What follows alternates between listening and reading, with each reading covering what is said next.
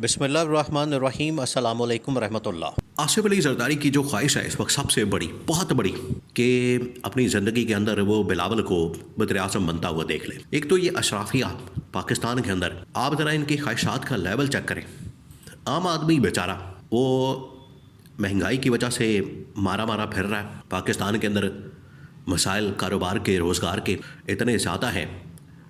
कि उसे अपने काम से, अपने कारोबार से, रोज़गार से, उसकी तलाश से, अपने मसाइल से, परेशानियों से, बिजली के बिलों से और महंगाई से, बेरोज़गारी से फुर्सत नहीं। वहाँ से निकलने के लिए उसके पास रास्ता कोई नहीं। वो मुल्क से भागना चाहता है। और ये ऊपर बैठे हुए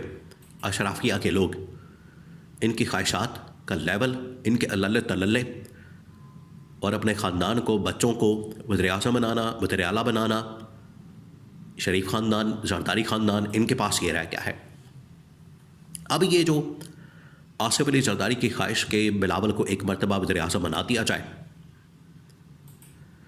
ये बात एक ऑडियो कॉल के ज़रिए से इस्टेब्लिशमेंट के पास पहुंची है, जिसमें बिलावल भुट्टो यह शिकवा कर रहा है, बिलावल भुट्टो यह शिकायत कर रहा है कि हमारे साथ जो वादा किया गया था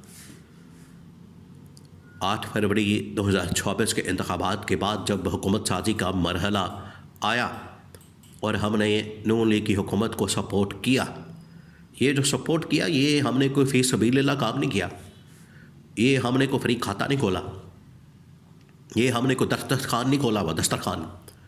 कि जो आए यहाँ से रोटी खा के चला जाए। ये जो पॉलिटिकल सपोर्ट मिली है, ये जो इतना बड़ा इनको सपोर्ट मिला है, ये हमने दिया है, अपनी पार्टी का कंधा हमने नून लीग के हवाले किया है। और इस चीज़ के बदले कि 2.5 साल इनकी गवर्नमेंट होगी, आधा टेन्योर इनका होगा, आधा टेन्योर हमारा होगा। अब वो टाइम आ गया, लिहाजा उस वादे को पूरा किया जाए। और कहा जा रहा है कि असल में जो ऑडियो कॉल लीक हुई है, उसके अंदर बिलावल ये शिकायत कर रहा है, शिकवा कर रहा है एस्टैब्लिशमेंट के साथ, या अब कह लें कि डायरेक्ट जनरल आसिम के साथ ये शिकवा कर रहा है कि अब ये सारी सेटिंग हो रही है, नून लीग के साथ एक्सटेंशन के मामलात हों, आलमी सतह के ऊपर मुलाकातें हों, मोहम्मद बिन सलमान के साथ, अमेरिका के साथ, तुर्की के साथ, बाकी ममालिक के साथ, जितने भी मामलात हैं, इसमें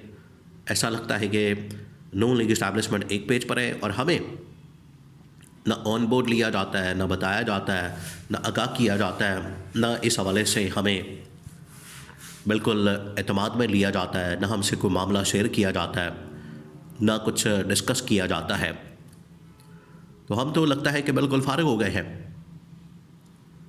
जिसकी वजह से अब बिलावल ने जब ये बात की तो उसकी ऑडियो रिकॉर्डिंग इस्टेब्लिशमेंट के पास पहुंच गई। जब ये मामला इस्टेब्लिशमेंट के पास पहुंचा है तो उन्होंने फिर इसके ऊपर पीपल्स पार्टी से रब्ता किया, अप्रोच किया, और पीपल्स पार्टी को इस हवाले से फिर कन्विंस करने के लिए कोशिश की गई है। और पिछले दिनों आपने देखा है कि जिस तरीके से इस्टेब्लिशमेंट ने या जनरल आसिम ने बिलावल के साथ, पीपल्स पार्टी के साथ मुलाकातें की, वो इसी का शख्साना है, वो इसी चीज़ की एक कड़ी है, वो इसी सिलसिले की एक कड़ी है कि बिलावल को या फिर पीपल्स पार्टी को बनाने के लिए ये वाला इक़दामात किए जाए। देखिए, आपने एक सीन को समझना है। अभी सुहेल बड़ाइश ने भी, अंसार अब्बासी ने भी, 2-3 और सीनियर सहाफ़ियों ने मौजूदा जो हुकूमत है, निज़ाम है, सेटअप है, उसका मतलब एक बड़ा हैरान कुन तज्ज़िया किया। उन्होंने कहा कि ये जो इस वक्त सूरत हाल है, ये एक ट्रायंगल त्रिकोण, या जो इस वक्त मेन 3 स्टेक होल्डर्स हैं, उसमें number 1 Noon League, number 2 Peoples Party, number 3 establishment. अगर इनमें से कोई एक इधर उधर होता है, माइनस होता है, दाएं बाएं होता है, तो फिर आप यकीन करें पूरा का पूरा निज़ाम गिर जाएगा।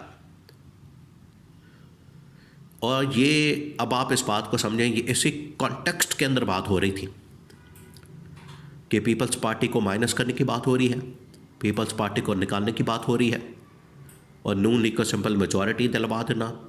नून लीग के साथ सेटिंग कर लेना, नून लीग से एक्सटेंशन का नोटिफिकेशन ले लेना, और अभी उसकी रिसेंट एग्जांपल जिस तरीके से ऑर्डिनेंस निकाला गया पीपल्स पार्टी की मशावरत के बगैर, कि पीपल्स पार्टी को पूछा ही नहीं गया, पीपल्स पार्टी को ऑन बोर्ड लिया ही नहीं गया, इस हवाले से पीपल्स पार्टी से मशावरत की नहीं गई, ये इस बात का सबूत है कि पीपल्स पार्टी को डर है, खौफ है कि एक तो हमें माइनस किया जा रहा है, नंबर 2 हमारे साथ जो वादा किया गया उसको पूरा करने के चांसेस नज़र नहीं आते। तो इसी वजह से बिलावल ने ये शिकवा शिकायत सामने रखा इस्टेब्लिशमेंट के, और इस्टेब्लिशमेंट को कैटेगोरिकली 2 टोक अंदाज में ये पैगाम पहुंचा दिया है कि अब शहबाज शरीफ को हटाने का वक्त आ गया, शहबाज शरीफ को घर भेजने का वक्त आ गया। अब सीन क्या बनेगा? सीन ये बनेगा कि अब क्योंकि फरवरी के अंदर वैसे ही इनको एक बहुत बड़े एहतजाज का सामना है, PTI की तहरीक कॉल, उसके बाद रमज़ान 2-2.5 महीने इसमें निकल जाने और आखिरी बजट आ जाना है मई जून में। ये 3-4 महीने की गेम है। तो 3-4 महीने के अंदर लास्ट बजट इनसे पेश करवा के यही पीपल्स पार्टी ने इनके सामने रखा है कि ठीक है ये आखिरी बजट पेश करते, आखिरी बजट के अंदर जो गालियाँ पढ़नी है ये जाते जाते गालियाँ सुन के जाएँ नून लीग वाले, हुकूमत वाले, और उसके बाद ये इक़्तिदार हमें सुपुर्द किया जाए, हमारे हवाले किया जाए, हमें मुंतकिल किया जाए और बिलावल को वज़ीर-ए-आज़म बना दिया जाए और शहबाज शरीफ को हटा दिया जाए। और इसमें आपको पता है कि नून लीग में नवाज शरीफ की भी ये एक अंडरस्टैंडिंग है, ये उसी पैकेज डील का हिस्सा है कि अगला जो भी सेटअप बनेगा या शहबाज शरीफ को हटाने के बाद अगर अगला किसी का नंबर आएगा बतौर वज़ीर-ए-आज़म तो वो मरियम नवाज़ का आना चाहिए, ना कि किसी और का।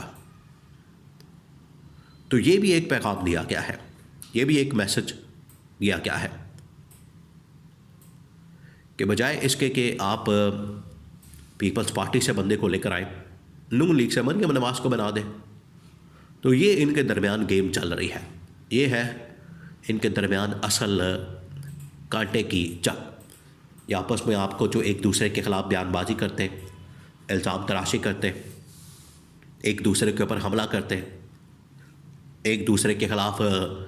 बातें करते नज़र आते हैं, इत्तेहाद में जो दरारें नज़र आती हैं, ये कोई आवाम का इनको दर्द दुख तकलीफ़ नहीं है, मुल्क का इनको मसला नहीं है, मुल्क किधर जा रहा है ये इनके लिए दर्द सर नहीं है, मुल्क की हालात क्या हैं, मामलात क्या हैं, इनको इस चीज़ की फ़िक्र नहीं है। अगर इनको किसी चीज़ की फ़िक्र है, दर्द है, तकलीफ़ है, मसला है, परेशानी है, वो सिर्फ इस बात की कि हमें कब वज़ीर-ए-आज़म बनाया जाएगा, हमें कब गवर्नमेंट दी जाएगी, हुकूमत दी जाएगी, हमें कब इस हवाले से नवाजा जाएगा और शहबाज शरीफ को हटा के कब बिलावल को वज़ीर-ए-आज़म बनाया जाएगा, ये इनका सबसे बड़ा मसला है।